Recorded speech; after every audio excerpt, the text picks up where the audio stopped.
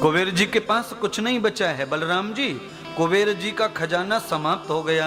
कैसे समाप्त हो गया? सो रहे खा रहे, सो रहे खा रहे, सो रहे खा रहे, सो रहे खा रहे। नौकर काम कर रहे हैं, खाना नौकर बना रहे हैं, झाड़ू नौकर मार रहे हैं, कपड़े नौकर धो रहे हैं, बर्तन नौकर धो रहे हैं, झाड़ू नौकर मार रहे हैं, बाथरूम नौकर धो रहे हैं। तुम क्या कर रहे हो महाराज? हम खाली बीमारी बढ़ा रहे हैं, बीमारियां।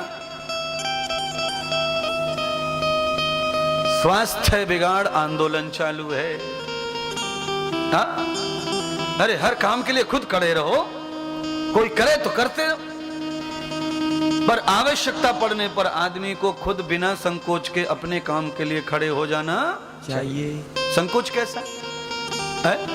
अरे कपड़े धोने के लिए पड़े हैं और कपड़े धोने वाला कोई है नहीं और कपड़े मैले हो रहे हैं, कल बारात में जाना है तो किसके भरोसे बारात में जाएंगे? उठाओ, धो, प्रेस मारो। रोटी पकाने वाला कोई है नहीं, भूख लग रही है, 4 दिन हो गए, 10 दिन हो गए, तो क्यों खड़े हो? उठाओ और पकाओ। कितना पकाओ, कैसा पकाओ वो मत सोचिए, पहले आहार प्रदान करो शरीर को।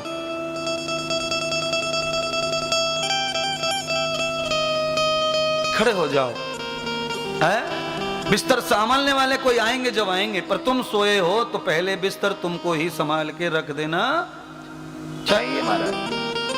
हाँ, मुझे आदमी वो नरकी लगता है जो आदमी सोकर अपने कंबल चादर को यूं ही पटक देते बिस्तर पे और सीधे उठ के चले जाते हैं, सोफा पे बैठ जाते हैं, चाय पीने लग जाते हैं, कंबल मुंह फाड़ के पड़ा है, तकिया मुंह फाड़ के पड़ा है, सारी चादरें सुकड़ी पड़ी हैं। बोलो ये कौन सा नियम है भाई?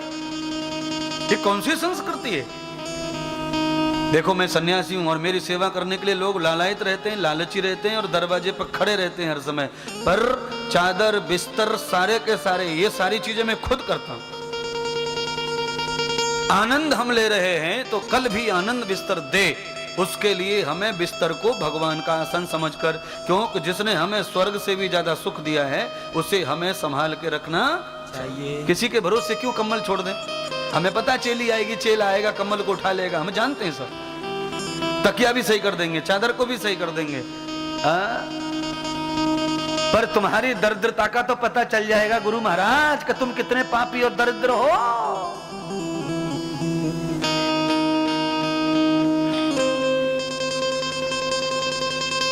जिस बिस्तर ने तुम्हें ताजा कर दिया है उसको तुम ताजा करके ही छोड़ो, तब कल ताजा करेगा, नहीं तो कल बासा हो गया तुम्हें भी बासा कर देगा। कई लोग इतना बुरा जीवन जीते हैं कि उनके कमरे में बिना बताए घुस गए तो ऐसा लगेगा जैसे कौन से भूत खाने में आ गए।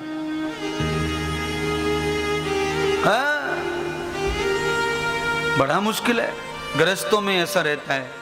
आप लोग ऐसा न करें, किसी के घर में हो तो संभाल लें, क्योंकि इससे भी लक्ष्मी का संबंध है। ये बताना चाहता हूँ, धन में बरकत होना, व्यापार में बरकत होना, औलाद की बुद्धि अच्छी होना, पति खराब ना होना, पत्नी सद्बुद्धि वाली रहना, तो इसके लिए भी ये सब चीज़ें जरूरी हैं, लागू हैं। बिस्तर अच्छा होना चाहिए घर का, ये वास्तु बता रहा हूँ मैं आपको। हाँ महाराज, किसी के भरोसे कुछ नहीं छोड़ना। तुमने भी साफ नहीं किया बाथरूम और आज काम वाली भी नहीं आई, और बाथरूम में जाना किसको है दिन में 10 बार? काम वाली को जाना है कि किसको जाना? सच बताओ। हाँ महाराज सही कह रहे हैं महाराज, हम तो ऐसा ही करते हैं, काम वाली के भरोसे नहीं पानी डालते, नहीं धोते, और जाने की इच्छा बार बार हो रही है। काम वाली जब आएगी तब विशेष तरह से साफ कर लेगी, पर कम से कम हम जाएं आए इतना तो साफ करते रहें। हाँ, ब्रश एक बार ही कर लो दांतों में, पर कम से कम दांत सही रहें, उसने लिए बार बार कुल्ला करते रहना, बार बार पानी डाल करके कुल्ला करते रहो। चाहे ब्रशेस विशेष सफाई एक बार कर लो, पर सफाई हर समय कर लो। ऐसे ही मन की, बुद्धि की, चित्त की, अहंकार की, तन मन की सफाई के लिए ये सब मैं आपको समझा रहा हूं। गोस्वामी जी ने ये कहा, देवता गरीब हो गए, माता रो रही है क्यों?